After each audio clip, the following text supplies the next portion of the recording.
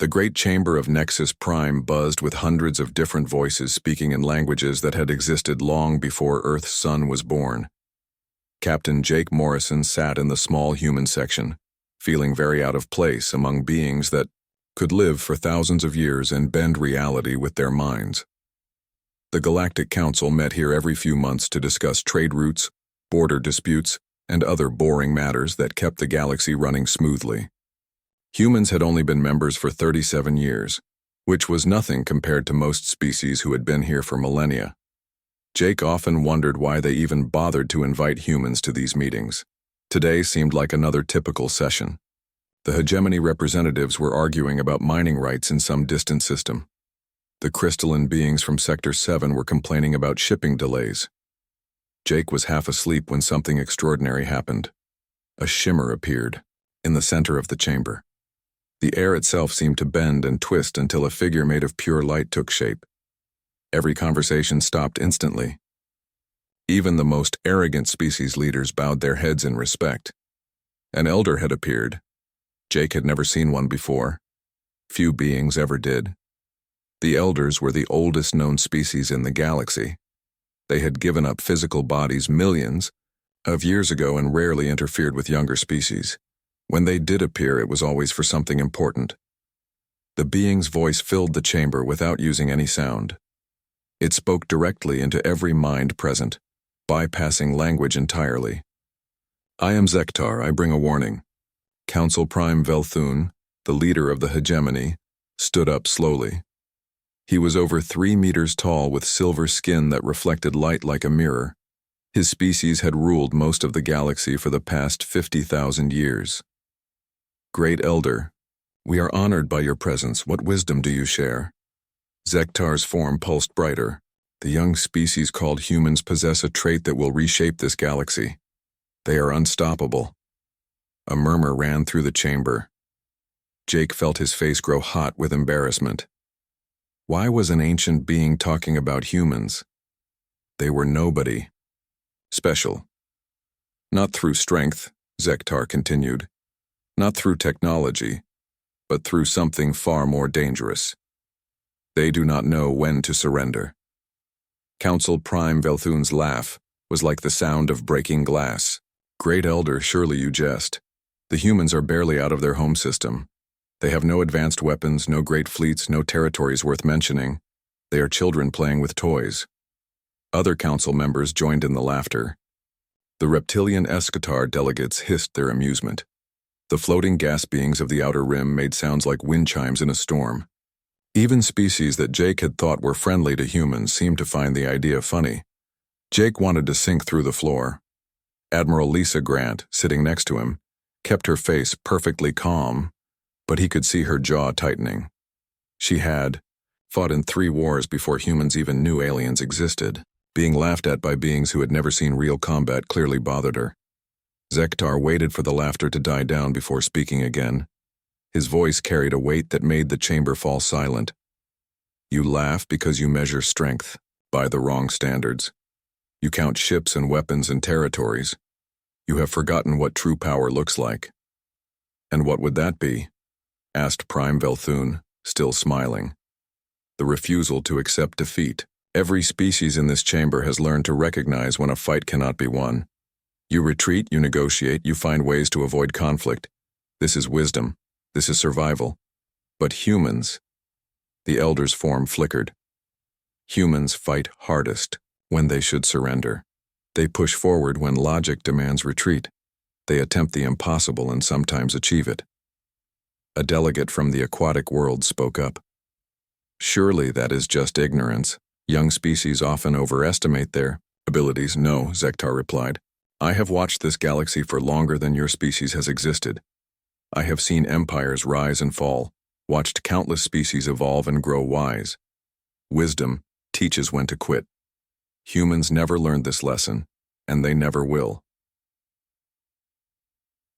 The chamber erupted in more laughter. Someone shouted that humans would learn quickly enough when they faced real danger. Another voice called them primitive and reckless. Jake felt his anger rising, but Admiral Grant put a warning hand on his arm. Prime Velthun raised his arms for silence. Great Elder, with all respect, humans are a minor species. They control perhaps a dozen systems. They have been in space for less than a century. How could they possibly reshape the galaxy? Zektar's form began to fade. When the Devourers return, you will understand. The humans will be your salvation or your doom, but they will not be stopped. The name Devourers sent a chill through the chamber. Jake had heard whispers of them in the historical records, an ancient menace that had once consumed entire sectors of the galaxy before vanishing mysteriously.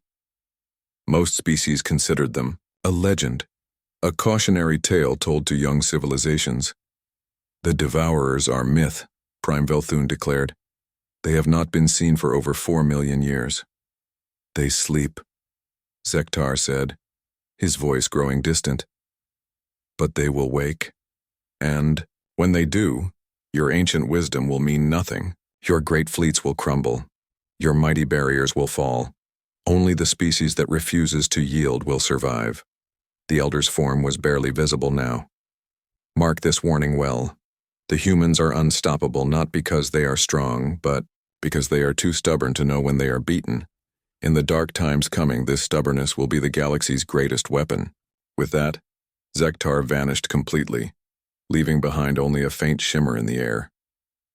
The chamber sat in stunned silence for several long moments. Then Prime Velthun laughed again, though it sounded forced this time. Well, that was certainly dramatic. I suppose we should all bow down to our human overlords now. This brought more laughter, but it was nervous laughter. The mention of the Devourers had clearly unsettled many delegates. Jake and Admiral Grant left the chamber in silence. As they walked through the corridors of Nexus Prime, Jake finally spoke. What do you think he meant? Admiral Grant was quiet, for a long time. I think, she said finally, that we're about to find out what happens when humans face something truly impossible. Jake nodded, though he wasn't sure he understood. Humans seemed perfectly ordinary to him. They got scared. They made mistakes. They died just like everyone else. What made them special? He would learn the answer sooner than he expected. Outside the station, in the deep darkness between stars, something ancient was beginning to stir. Something that had been sleeping for millions of years was slowly opening its eyes. The Devourers were waking up, and the galaxy would never be the same. 6 months had passed since the Elder's strange warning, and most of the galaxy had forgotten about it. Life went on as usual.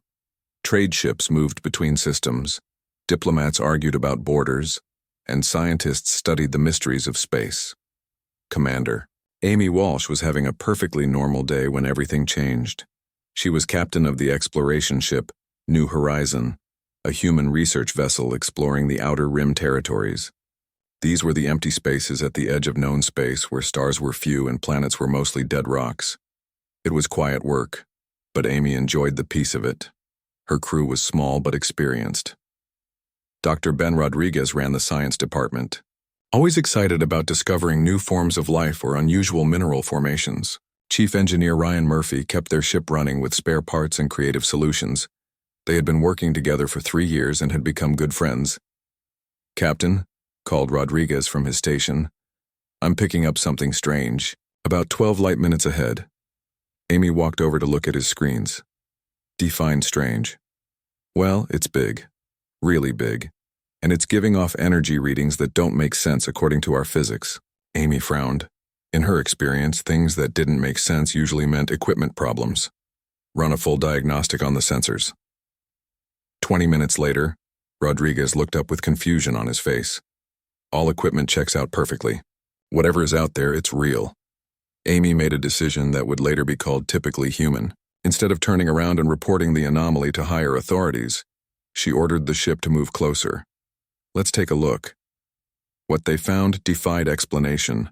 Floating in space was a structure so massive it made planets look like pebbles. It was dark and twisted, made from materials that seemed to absorb light rather than reflect it. Strange energy patterns crawled across its surface like living things. How big is it? Amy asked quietly. Murphy ran the calculations twice before answering. Bigger than our entire solar system, Captain, and it's hollow. There are passages and chambers inside that go deeper than our sensors can reach. Any signs of life? That's the weird part, Rodriguez said. The whole thing registers as alive, but not alive.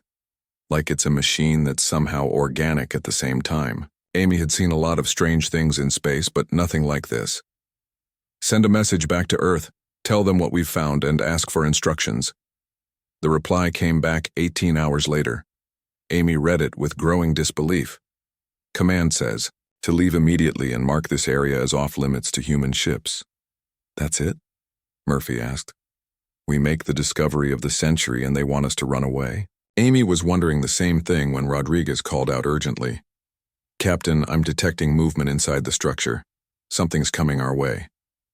On the main screen they watched as part of the massive structure opened like a flower. Smaller objects began emerging, each one still larger than their ship. The objects moved with purpose, heading directly toward the new horizon. Those are ships, Murphy said with certainty. Alien ships, and they're definitely not friendly. Amy had two choices. She could order a retreat following standard protocols for first contact with unknown hostile species. Or she could do what humans often do when faced with the impossible. She chose to fight. Battle stations. All power to shields and weapons. Her crew looked at her like she had lost her mind. They had one small exploration ship with basic defensive systems. The approaching vessels numbered in the dozens and were each 10 times their size. Captain, Rodriguez said carefully, perhaps we should consider retreat. Not yet, Amy replied. I want to know what we're dealing with first. The alien ships surrounded them quickly. They were unlike anything in the galactic databases, sleek and organic-looking, as if they had been grown rather than built. When they opened fire, their weapons tore through space with destructive power that should have vaporized the human ship instantly. But Amy Walsh had learned her tactics from Admiral Grant, who had learned from generals who fought impossible odds on Earth.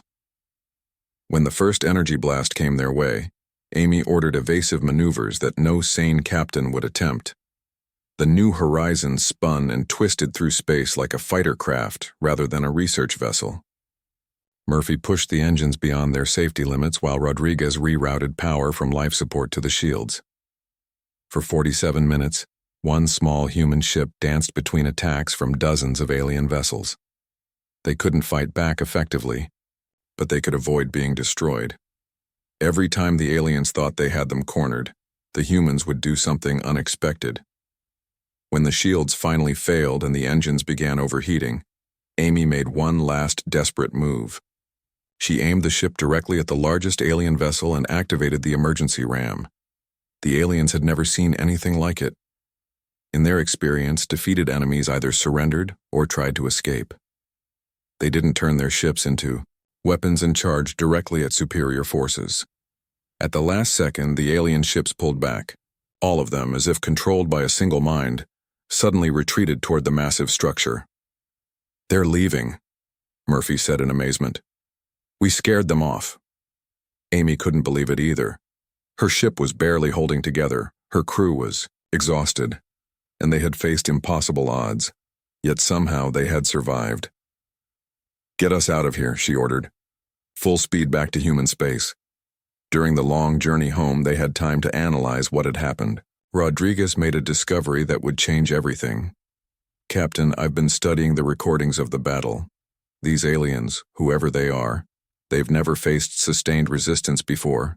Every one of their attack patterns assumes the enemy will either run away or surrender within the first few minutes. What are you saying? I'm saying they don't know how to fight an enemy that won't give up. They have weapons that can destroy planets, but they're not prepared for someone who keeps fighting back. When they finally reached Earth and made their report, the response was immediate and terrifying. The alien vessels they had encountered matched descriptions from the oldest galactic records. They had found the Devourers Admiral Grant called an emergency meeting of all human military leaders. The recording of the battle was played dozens of times, analyzed by every expert they could find. 47 minutes, Admiral Grant said finally. One small ship held off a Devourer fleet for 47 minutes. According to the historical records, no species has ever lasted more than 10 minutes in direct combat with them. What does that mean? asked General Patricia Stone. It means, Admiral Grant replied, that the elder was right. There's something different about humans, something that makes us harder to kill than anyone expects. Word of the discovery spread quickly through human space, but when Earth tried to share the information with the Galactic Council, the response was immediate and dismissive. Impossible, declared Prime Velthune over the communication link. The Devourers are legend. Your crew obviously encountered some unknown species and panicked. We have video recordings, Admiral Grant insisted, easily faked. The Council has more important matters to discuss than human fantasies. The connection was cut, leaving the human leadership staring at empty screens. They don't believe us, someone said. No, Admiral Grant agreed. They don't. Which means when the Devourers come back, we'll be facing them alone. In the depths of space, the massive structure pulsed with new activity. The encounter with the human ship had awakened something that had been dormant for millions of years. Ancient programming was activating, scanning the galaxy for signs of the species that had dared to fight back. The Devourers were no longer sleeping. They were preparing for war against an enemy they had never faced before, a species too stubborn to know when they were beaten.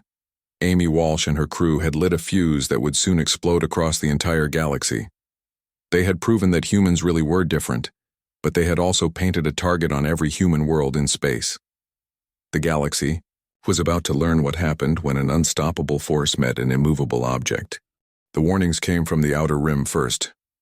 Automated beacons went silent one by one, their last transmissions showing impossible readings before cutting off forever.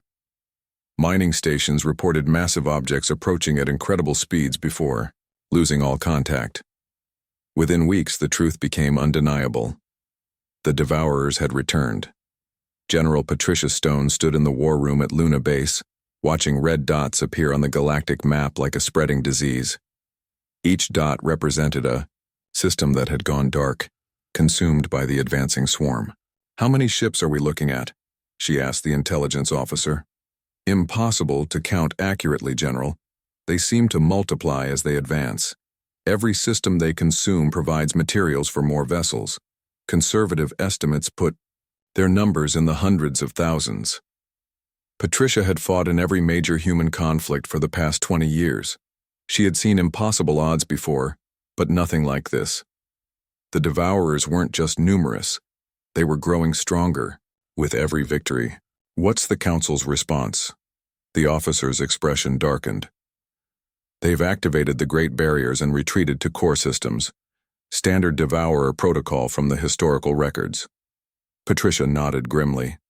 The Great Barriers were massive, defensive installations built around the galaxy's most important systems. They had protected Council space from every threat for millions of years. When the barriers went up, entire sectors became unreachable fortresses. Are humans included in the protection? No, General. We're classified as a minor species. No barrier. Access, no evacuation assistance, no military support. Patricia wasn't surprised. The Council had made it clear that humans were on their own. What did surprise her was how little this bothered her. Humans had always been on their own in the way. Galaxy. Now it was just official. Send word to all human colonies and ships, she ordered. Full military mobilization. Every civilian vessel capable of mounting weapons should report to the nearest naval base. The response was immediate and overwhelming. Human merchants welded missile pods to their cargo ships. Passenger liners installed shield generators meant for space stations. Even small personal craft showed up with jury-rigged weapon systems. Dr. Helen Brooks, working frantically in her laboratory on Mars, made the first breakthrough in understanding Devourer technology. The fragments recovered from Amy Walsh's encounter revealed something terrifying and strange. They're not entirely artificial, she reported to the military leadership. The ships are part machine, part biological. They grow rather than being built, and they learn from every encounter. What does that mean for fighting them? Asked Admiral Roy Campbell, recently promoted to head the human space navy. It means they adapt. Every time we use a tactic successfully, they'll develop a counter for it. We can't rely on the same strategy twice. This information should have been discouraging, but humans had an advantage that other species lacked. They were used to adapting quickly. Human military doctrine emphasized flexibility and improvisation over rigid planning. The first major engagement came sooner than expected. A Devourer advance force of 3,000 ships appeared at the edge of the Proxima system, home to 2 million human colonists. Admiral Campbell made a decision that would have seemed insane to any council species. Instead of evacuating or attempting to negotiate, he launched an immediate attack with every ship he could gather. The human fleet numbered only 180 vessels. Most were converted civilian ships with minimal military upgrades. Against 3,000 Devourer ships, each one the size of a space station, it should have been a massacre. The battle lasted 14 hours. Lieutenant Nick Carter, piloting an experimental fighter craft, was among the first to engage the enemy. His ship was barely larger than an atmospheric shuttle, armed with missiles that seemed like toys compared to Devourer weapons. "All fighters, this is lead," he called over the radio. "Target their sensor arrays, make them fight blind." It was a desperate tactic born of necessity. Human weapons couldn't penetrate Devourer armor, but their sensors appeared to be more vulnerable. If they could blind the enemy ships, maybe they could level the playing field.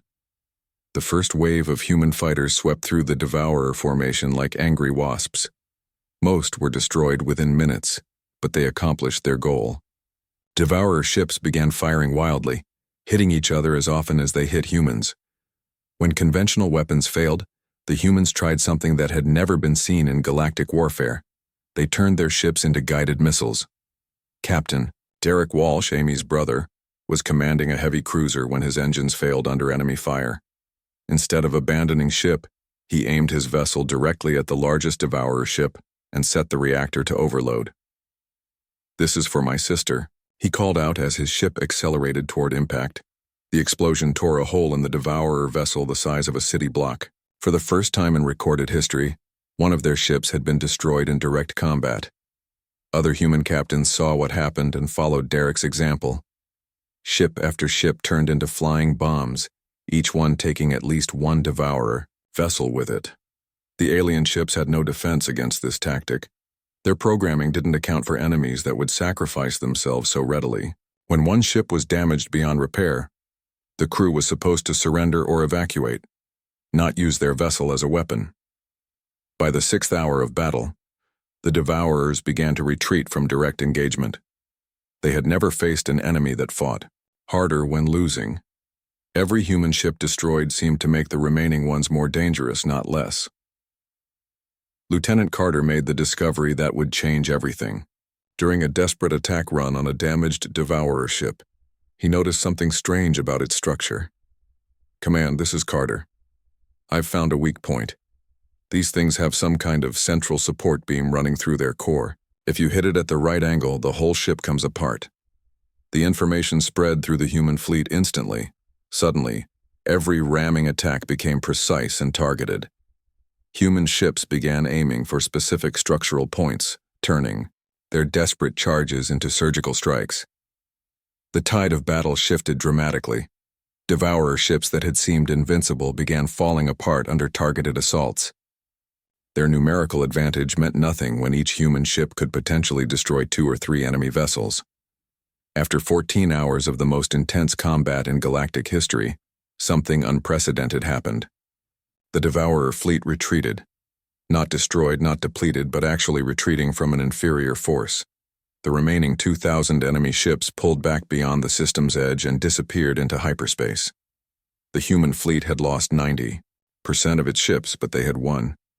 More importantly, they had proven that Devourers could be beaten. News of the impossible victory spread across the galaxy faster than the speed of light. Emergency council sessions were called. Species that had hidden behind barriers for millions of years suddenly found themselves questioning everything they thought they knew about warfare. Prime Velthun's response was swift and predictable. "This is obviously a fabrication. The Devourers cannot be defeated by primitive weapons and suicidal tactics." But the evidence was overwhelming. Wreckage from destroyed Devourer ships was scattered across the Proxima system. Video recordings showed the entire battle in perfect detail. Independent observers confirmed every detail of the human victory. More disturbing to the council was what happened next. Instead of celebrating their victory, humans immediately began sharing their discoveries with anyone who would listen. President Karen Mitchell broadcast detailed tactical information to every species in the galaxy, the location of devourer weak points, the most effective attack patterns, the psychological factors that made them retreat. Everything was shared freely. "We face a common enemy," she announced to the galaxy. "Human survival depends on galactic survival. We offer our knowledge to all who will use it." Most council species ignored the offer, but a few desperate worlds on the edge of devourer advance accepted human assistance. Small joint task forces formed, human officers working alongside alien crews to implement the new tactics. The results were remarkable. Combined fleets using human strategies achieved victory ratios that had been impossible before. Species that had never won a battle against devourers suddenly found themselves capable of fighting back. But success brought new problems. The hegemony and other major powers began to see humans not as allies, but as threats. If primitive humans could defeat devourers, what else might they be capable of? Secret meetings were held in the highest levels of council leadership. Plans were made to deal with the human problem before it grew out of control. General Stone, reviewing intelligence, reports in her command center, read the intercepted communications with growing concern. "They're planning to attack us," she told Admiral Campbell. "The very people we're trying to save want to destroy us before we become too powerful." Campbell nodded grimly. "So we'll be fighting a war on two fronts. Devourers from outside, Council. Forces from within. Can we handle it?" Campbell looked at the tactical displays showing human fleets spread across dozens of systems, each one outnumbered but refusing to give up. "We're humans," he said simply. "We don't know how to quit." The depths of space. The Devourer swarm was regrouping. The news of humanity's victory against the Devourers spread through the galaxy like wildfire. But the reactions were not what President Karen Mitchell had expected. Instead of gratitude and cooperation, fear began to grow among the council species. Fear of humans. Karen sat in her office on Luna, reading intelligence reports that made her stomach turn. Secret communications between hegemony leaders spoke of the human threat and the need to contain them before they become too dangerous. "They're more afraid of us than they are of the Devourers," she told her advisor, Dr. Paul Henderson. How is that possible? Paul, a specialist in alien psychology, had been studying council behavior for years. "It makes perfect sense from their perspective. The Devourers are a known threat with predictable patterns. They consume, they move on, they eventually go dormant again. Humans are something new. But we're trying to help them. That's exactly what scares them. You've disrupted millions of years of galactic order. Species are supposed to know their place, follow established hierarchies, accept limitations. Humans do none of these things." Karen understood the problem, but understanding it didn't make it easier to solve. Reports were coming in of hegemony fleets moving toward human space under the pretense of joint operations. Everyone knew what that really meant. Meanwhile, the war against the Devourers continued. Human tactics were proving effective, but the enemy was adapting faster than expected. Dr. Helen Brooks had been studying captured Devourer technology, and her findings were disturbing. "They're learning from every encounter," she reported to the military leadership. "Not just tactically, but biologically. The ships we're fighting now are different from the ones we faced 6 months ago.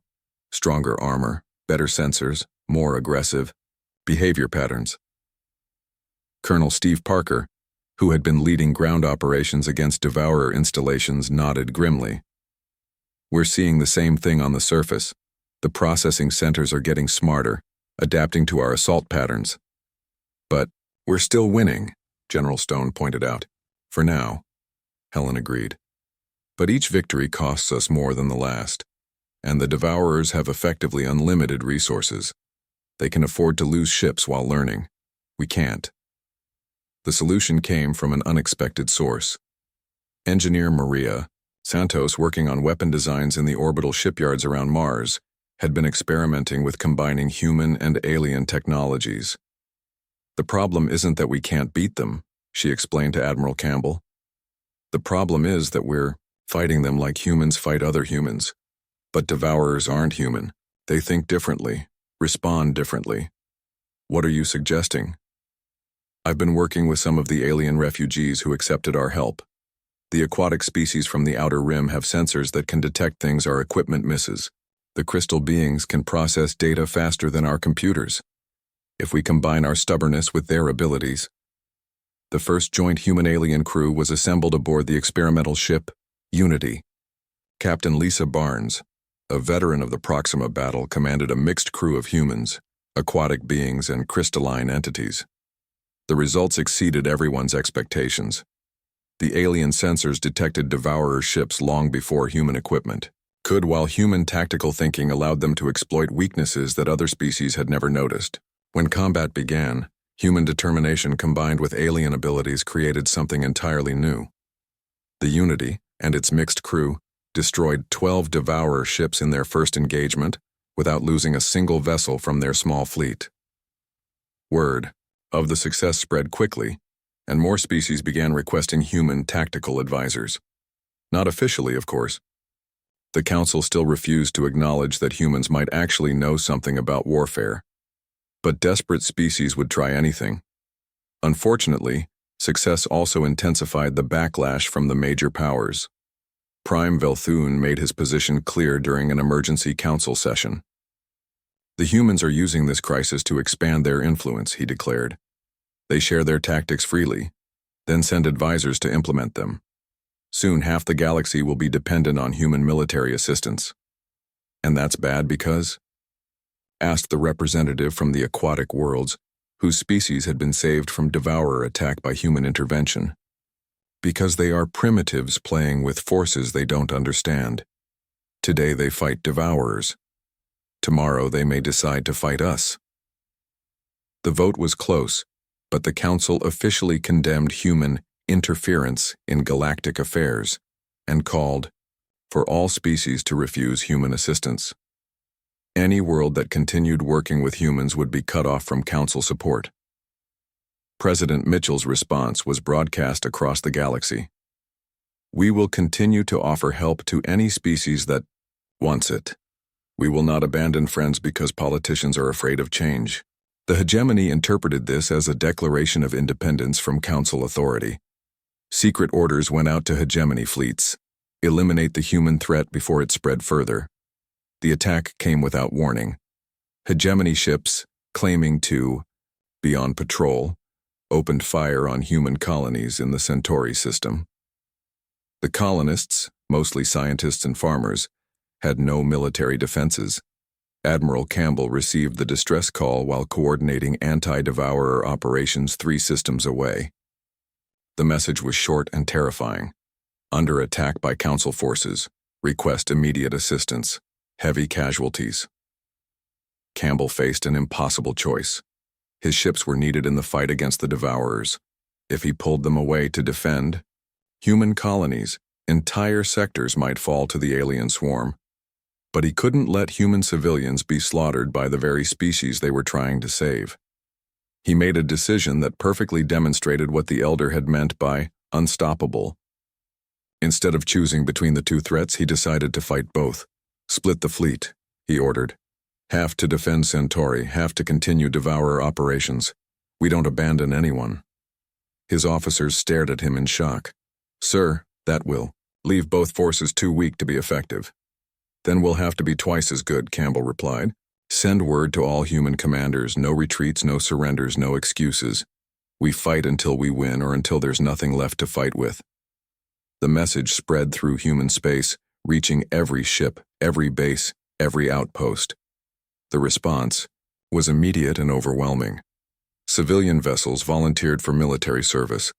Colonies that had never seen combat organized defense forces. Engineers worked around the clock to build weapons and ships faster than anyone thought possible. Most importantly, the humans did something that amazed their alien allies. Instead of asking for help in their fight against the Council, they continued helping other species against the devourers. Captain Elena Rodriguez, commanding a joint task force of human and alien ships, received orders to abandon her mission and return to defend human space. Her response became legendary. Negative. We have a job to finish here. The people of Kepler Station are counting on us to stop the Devourers. We don't abandon missions because things get difficult. Her mixed crew, representing 6 different species, unanimously voted to continue their mission despite the danger to human space. They fought 3 major battles against Devourer forces while human colonies burned, never once asking to go home. Dr. Brooks made her most important discovery during this chaotic period. While studying a captured Devourer command ship, she found something that changed everything. They're not malevolent, she announced to the stunned leadership. The Devourers are a defense system, originally designed to prevent galactic stagnation, but something went wrong with their programming millions of years ago. What kind of defense system consumes entire civilizations? General Stone demanded. One that was supposed to target only species that had stopped growing and adapting. The original programming looked for signs of stagnation. Rigid social structures, resistance to change, defensive thinking. Species showing these traits would be consumed to make room for more dynamic life forms. But they're consuming everyone. Because their targeting system is corrupted. They can't tell the difference between stagnant species and healthy ones anymore. Except, Helen paused, checking her data again. Except when they encounter active resistance. Fighting back is a sign of healthy adaptation. That's why they retreated from human forces. The implications were staggering. The Devourers weren't trying to destroy the galaxy. They were trying to save it from itself. The Council's strategy of hiding behind barriers was exactly the kind of stagnant thinking that marked species for consumption. Colonel Parker proved this theory during the first successful ground assault on a Devourer processing center. His troops were outnumbered 50-1 and had been ordered to retreat when the situation became hopeless. Instead, they attacked. The Devourer ground forces, massive mechanical beings that could tear through tank armor with their bare hands, were completely unprepared for human tactics. When human soldiers were surrounded, they fought harder. When their weapons failed, they improvised new ones. When retreat was the logical choice, they advanced. After 18 hours of impossible combat, Parker's force not only captured the processing center, but successfully reprogrammed it. The facility that had been consuming a planet's resources was converted to producing supplies for the defense of that same world. It worked because we refused to give up, Parker reported. The galaxy was burning, and humanity stood at the center of the fire. Ambassador Claire Peterson stood on the bridge of the diplomatic vessel, Hope's Dawn, watching 3 different wars rage across the star charts. Red markers showed Devourer, advances consuming entire sectors. Blue markers indicated Council forces attacking human colonies. Green markers represented the growing alliance of species that had chosen to fight alongside humans rather than hide behind ancient barriers. Status. Report, she called to her communications officer. 17 human colonies under direct attack by hegemony forces. The Devourer swarm has broken through the outer barrier and is advancing on core systems, but the officer paused, checking his instruments again. But 43 species have officially withdrawn from the Council and requested admission to the Human Alliance. Claire allowed herself a moment of grim satisfaction. The galaxy was tearing itself apart, but something new was being born from the chaos. Species that had never cooperated were working together, sharing technology and tactics that humans had freely offered. The real test was coming, though. The Devourers had reached the galaxy's core systems, and even the Great Barriers were beginning to fail.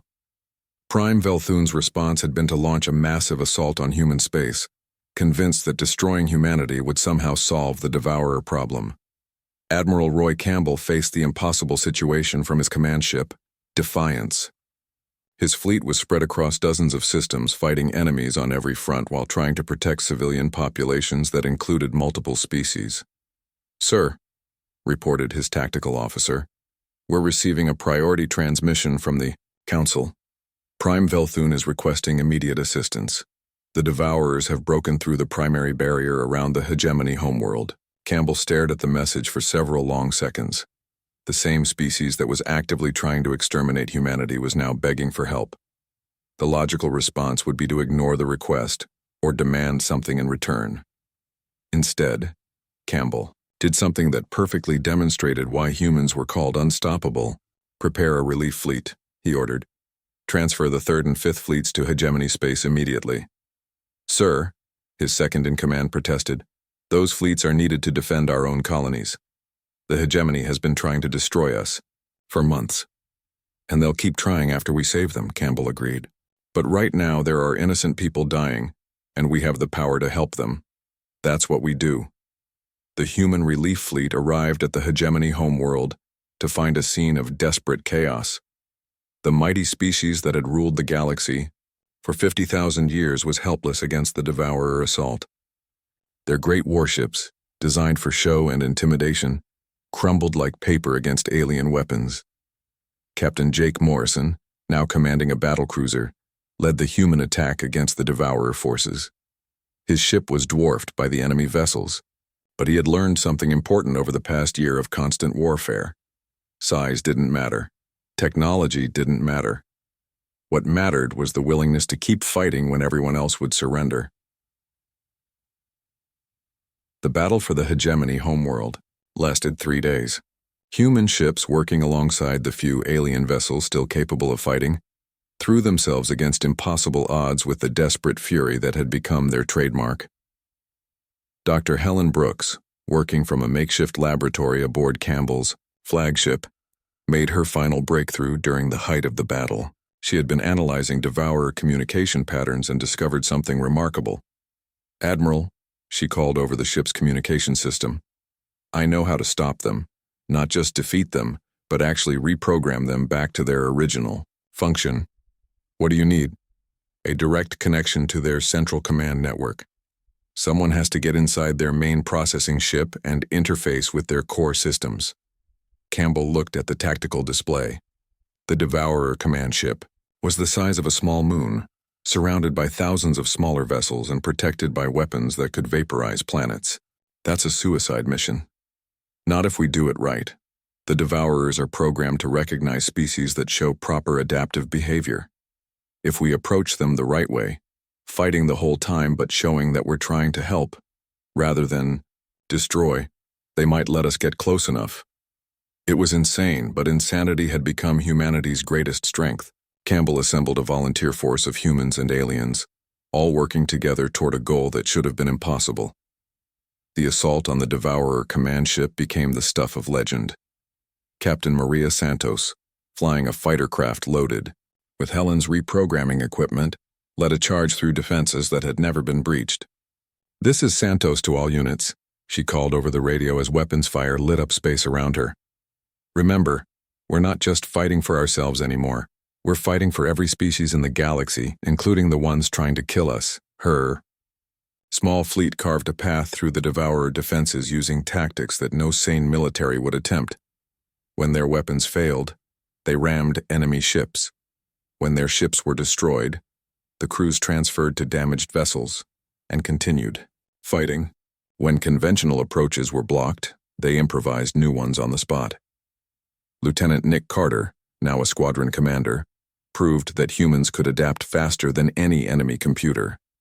His fighters used battle damage as camouflage, flying inside the wreckage of destroyed ships to avoid detection. When Devourer forces tried to pursue, they found themselves fighting enemies that seemed to appear from nowhere.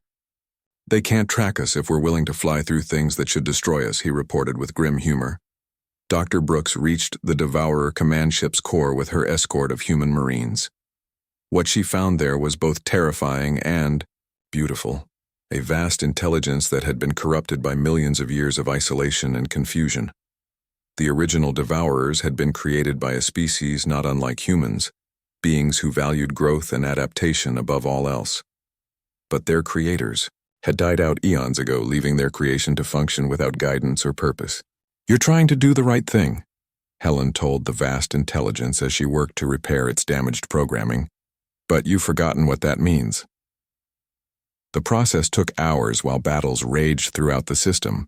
Human and alien forces fought desperately to protect Helen's position, knowing that the fate of the galaxy depended on her success. Colonel Steve Parker led the ground defense of the landing site, his troops holding off wave after wave of Devourer drones. When asked if he needed reinforcements, his response became famous throughout human space.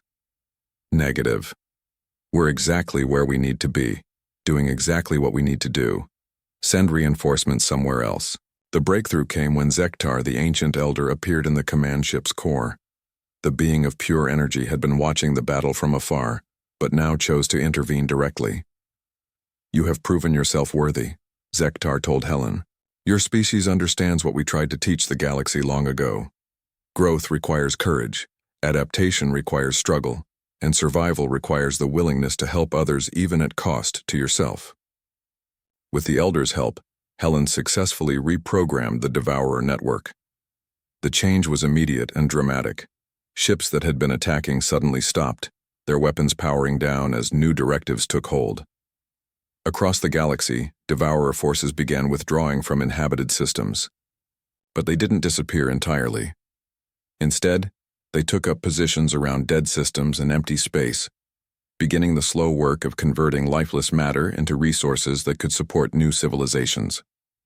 The Devourers had returned to their original purpose, gardeners of the galaxy, preparing the way for new growth rather than consuming existing life. The immediate crisis was over, but the political situation remained complex. Prime Velthun, faced with the undeniable proof that humans had saved his species and countless others, found himself in an impossible position. He could continue his war against humanity, but that would make him look like an ungrateful aggressor attacking his own saviors, or he could acknowledge human leadership, which would mean admitting that his species had been wrong about galactic hierarchy for thousands of years. He chose a third option that surprised everyone. "The Council as it existed is dead," he announced to the assembled representatives. "We have learned that rigid thinking leads to stagnation, and stagnation leads to destruction. From this day forward, the galaxy will be governed by merit and contribution rather than age and tradition." The transformation wasn't immediate or easy. Millions of years of established hierarchy don't change overnight.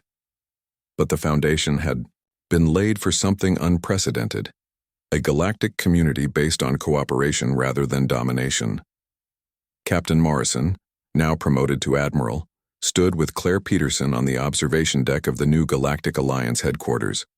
They watched ships from dozens of species working together to build stations and colonies throughout previously empty systems.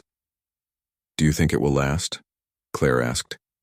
Morrison considered the question carefully. "The cooperation? Probably not. Perfectly. Different species will still have conflicts and disagreements, but the old system of hiding behind barriers and accepting limitations, that's gone forever.